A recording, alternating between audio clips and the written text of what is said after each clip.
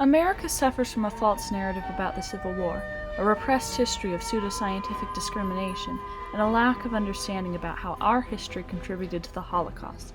Some barriers lay broken in moving our country towards liberty and justice for all, but acknowledging our history is a vital step towards this goal. On December 20th, 1860, South Carolina seceded from America, issuing its Declaration of Secession. Lincoln's opinions and purposes are hostile to slavery. He has declared that the government cannot endure permanently half slave, half free, and that the public mind must rest in the belief that slavery is in the ultimate course of extinction. 10 other southern states joined South Carolina, citing similar justifications about northern animosity for slavery as the causes of their secession. Across the ocean in England in 1859, Charles Darwin published his book On the Origin of Species, developing a theory of evolution based on natural selection. His cousin Sir Francis Galton was the first to realize the implication of evolution and natural selection on humans. In his 1869 book, Hereditary Genius, Galton wrote, "What nature does blindly, slowly, and ruthlessly, man may do providently, quickly, and kindly," beginning his advocacy of the idea of improving the human race through selective breeding, coining this term eugenics. The United States, recovering from the effects of the Civil War, grasped onto this developing idea of social Darwinism, the idea that the weak in their cultures will eventually disappear, while the strong in their culture will grow in power and influence. This new justification of discriminatory practices allowed for the Jim Crow laws segregating white and black Americans, xenophobic immigration policies prohibiting Asians and Southern and Eastern Europeans, and eugenics, a scientific form of discrimination. Eugenic race scientists, obsessed with ranking groups from best to worst, invariably left African Americans at the bottom. With the passage of the 13th, 14th, and 15th Amendments, African Americans were guaranteed freedom from slavery, equal citizenship, and voting under constitutional law. However, these legal rights did not extend to them in reality, and with the absence of any real economic power, many were held in a form of virtual debt slavery. Additional barriers to racial equality were established with the passage of segregation laws and voter suppression laws. In 1896, a Supreme Court case, Plessy v. Ferguson, upheld the constitutionality of segregation. In 1865, Southern women began organizing cemeteries and memorials for Confederate soldiers. A year later, Virginian author Edward Polar published a book called The Lost Cause with help from the writings of Confederate General Jubal Early.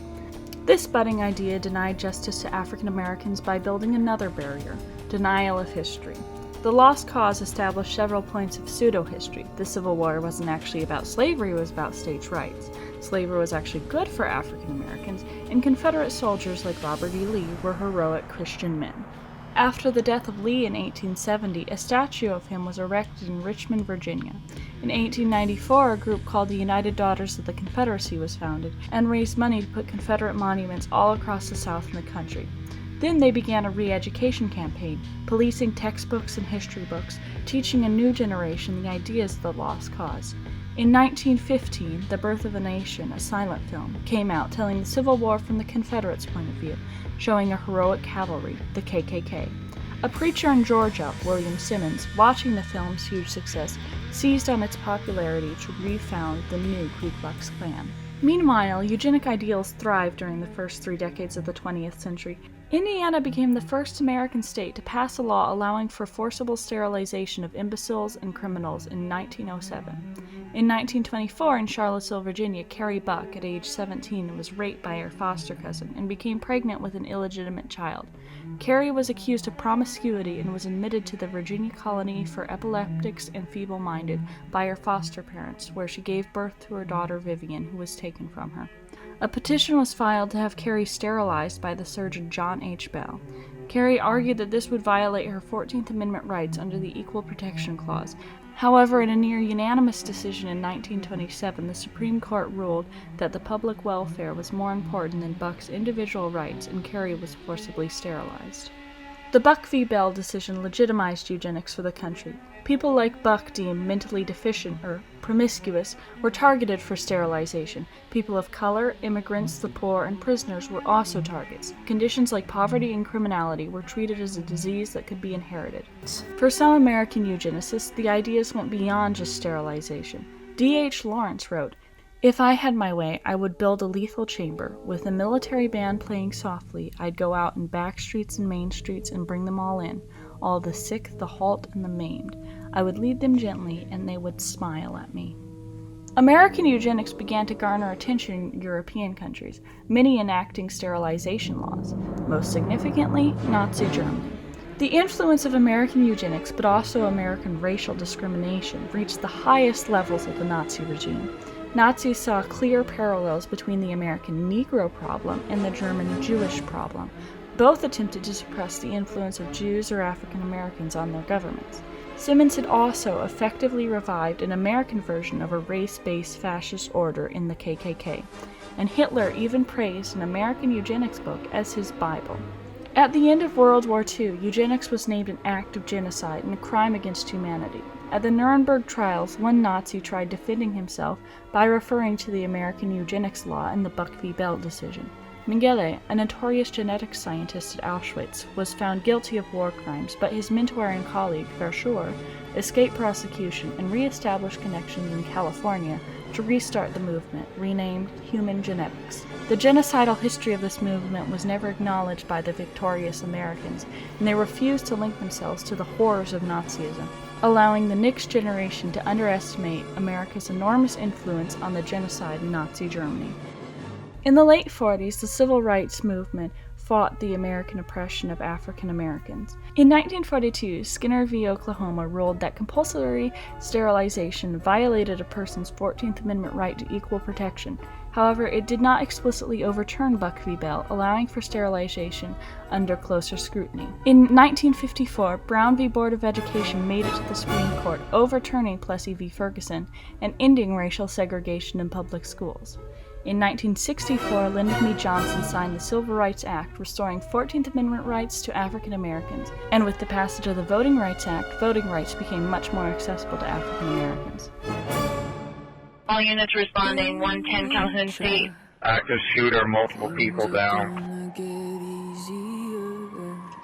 The Charleston church shooting in 2015 killed 9 African Americans. The shooter, a white supremacist associated with the Confederacy. This motivated South Carolina to remove the Confederate flag from state grounds, and a movement to remove Confederate monuments began across America. 2 years later, in Charlottesville, Virginia, neo-Nazis, neo-Confederates, and other white supremacist groups gathered to protest the removal of a statue of Robert E. Lee. The rally ended with the murder of equal rights activist Heather Heyer at the hands of one of the white nationalists, and the statue of Lee was shrouded in black, but not removed. The lost cause narrative is hatred toward Black people distilled into a discourse, because by definition it's saying slavery wasn't the cause. I mean, against all evidence to the contrary, you know what I mean? So to say that it wasn't about slavery, and besides, slavery was this benevolent institution, that right there is hatred toward Black people, because it's discounting the violence that held chattel slavery in place. It's discounting the rape, it's discounting the being sold away from families, it's discounting the whippings, the disfigurements, the work regimes that were, were physically taxing, and you know what I mean? And so the lost cause narrative, by making this romantic narrative out of Black suffering, it's like, yeah, that in itself is already violent. It's gaslighting is what it is. I mean, in Charlottesville, over half the population was enslaved. Those statues are lying to us. They are lies. They are lies in bronze and granite that are standing there, that are covering up our actual history, which is the fact that over half the population was elated when the Union soldiers showed up. Yeah, they're not innocent works of art. Americans have broken many barriers in the path to a more just society: the end of slavery, constitutional equality for all races, the end of eugenics in the 1970s, and the fight for civil rights in America. But some barriers are still breaking. From the buried truths of the Civil War to the American connection with Nazi Germany, America has still not fully reconciled with our past atrocities, and the barriers still standing in the way of a truly diverse and democratic society cannot be broken without the acknowledgement of our history.